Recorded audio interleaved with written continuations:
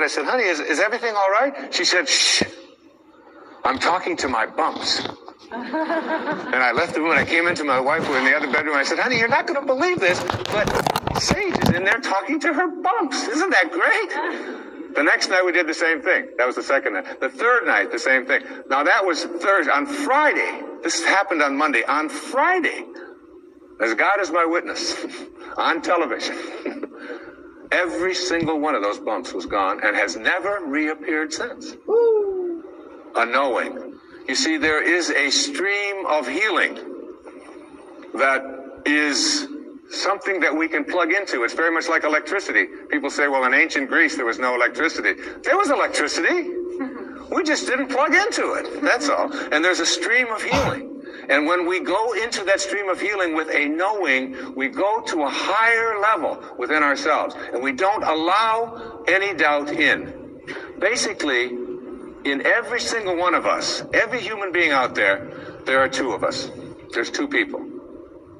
The first person in each person is called the ego, or I call it the ego. E-G-O. Earth guide only. All right? This is the part of us that says who I am is. Amazing happens when classrooms are so engaging that students can't wait for recess to end.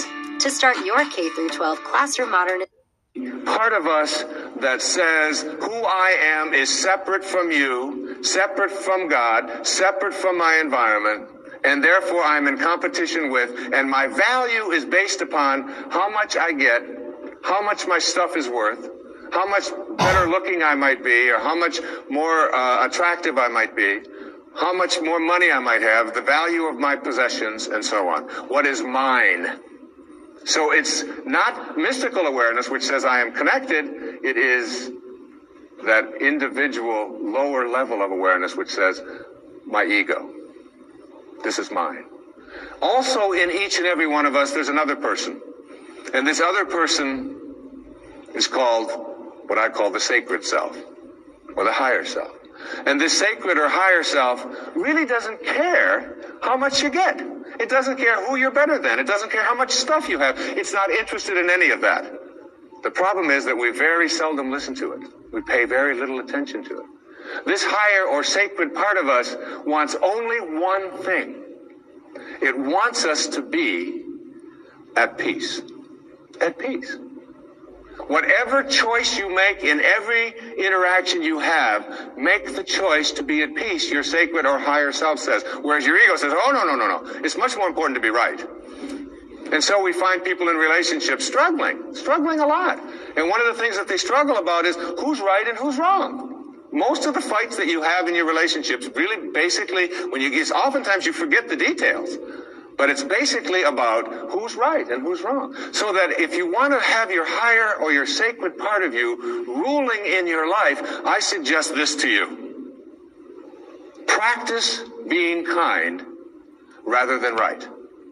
When you have the choice, and you have the choice in your relationships with your spouse and your ex-spouse, with your parents, with your grandparents, with your in-laws, with strangers on the freeway, with flight attendants, with waiters, with whomever you interact, if you can just subdue this ego part of you which says, it's important for me to be right, which will introduce you to stress and anxiety and fear and so much of the stuff that I talked about earlier.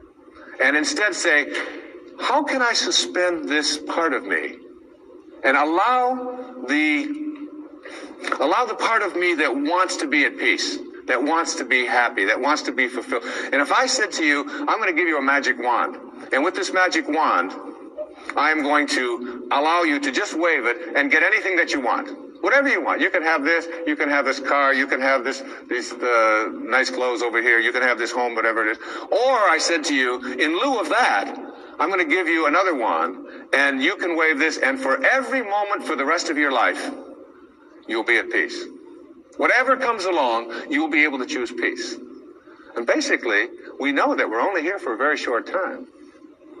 And being able to choose peace, which is what the sacred part of you begs you, the higher self. Once you get that, you begin to shift away, and you stop telling yourself that the people who are close to me in relationship with me are the people who don't belong there. I remember my wife and I, we often talk about this, and we've been together a long time. We've had many children together, and we have a very wonderful, loving relationship. Thank you. But we'd often, and one time I said to her, or she said to me, you know, we love each other, but this doesn't sound like love. Sometimes the way we talk to each other doesn't sound like love.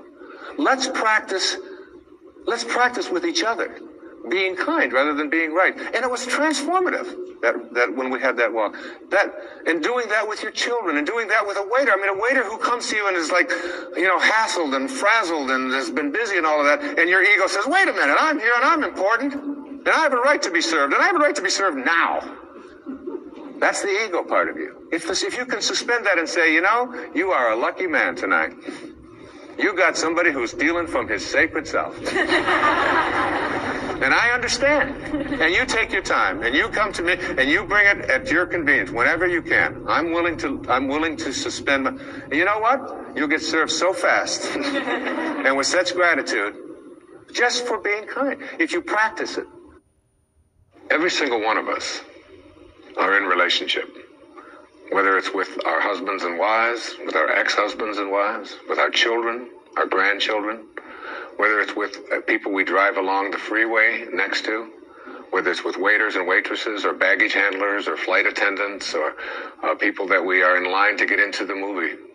We're all in relationships, and we interact with each other all the time.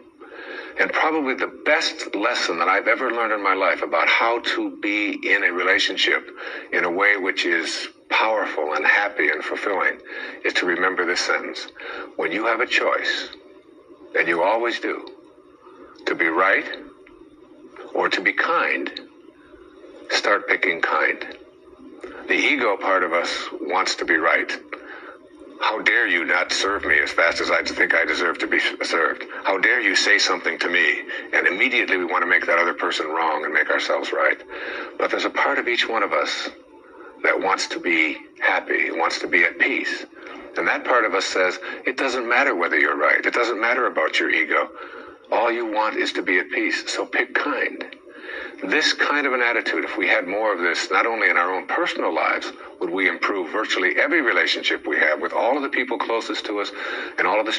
Milo's Rewards is here. Join for free today to unlock member perks from the palm of your hand. With every purchase, all members earn...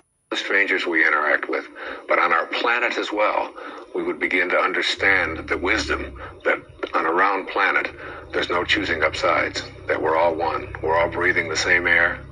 We're all drinking the same water. We're all being warmed by the same sun. And as they say, as the Native Americans used to say, no tree has branches so foolish as to fight among themselves. It applies in your relationships, and it applies as a people as well. I've often said that in any relationship in which two people agree on everything, one of them is unnecessary. Got it? So it isn't about getting somebody who's just like you. In fact, your soulmate is the person that you have a lot of difficulty with. Your soulmate's the person you can't get rid of. They just keep showing up.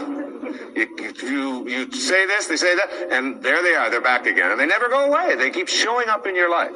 And everybody has these people. These are our greatest teachers, because anybody in your life who can push a button and send you into a frenzy is the person who's your greatest teacher. You know why? Because they teach you that you haven't mastered yourself at this moment. You don't know how to choose peace. In A Course in Miracles, there's a wonderful line that says, I can choose peace rather than this. Whatever it is, I can choose peace. My soulmate, my wife, is one of my soulmates. I mean, she knows how to push those buttons. She's really good at it. And she's one of my greatest teachers. I remember saying to her one time, honey, do you love me for who I am or for what I've been able to do for you? I just want to, she said, that you call yourself a spiritual person? I can't believe you would even ask a question like that. She said, I don't love you for what you can buy for me or what success that you've had or where you are in any bestseller list. I love you for who you are. And I will always love you. I said, well, I was just asking. I said, what if I was just Joe Sixpack? You know, and I was just bringing home, you know, a meager salary and so on. She said, I will always love you for who you are. She said, I would miss you. But I would always love you. She knows. She's got that. And all of us have soulmates.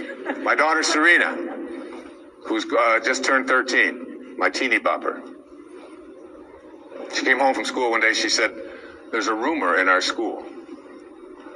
She saw somebody had seen me on television that you actually wrote a book about how to raise children. Tell me it isn't true. I said, honey, you can come and hear me speak. Would you like to come and hear me speak? I said, people actually pay to hear me speak. She said, why? Well, she's got that, all right? But her soulmate is her sister Summer, who is now almost 15.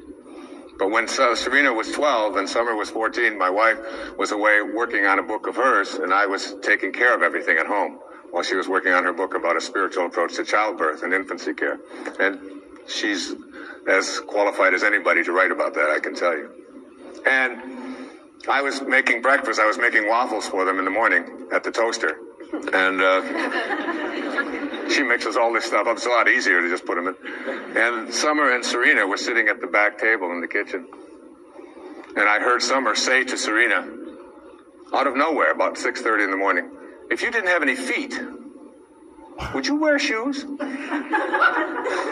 And I turned around, I said, where is this going? And Serena went, that's ridiculous. What do you mean if I didn't have any feet, would I wear shoes? She said, of course not. And Summer said to her, then why are you wearing that bra?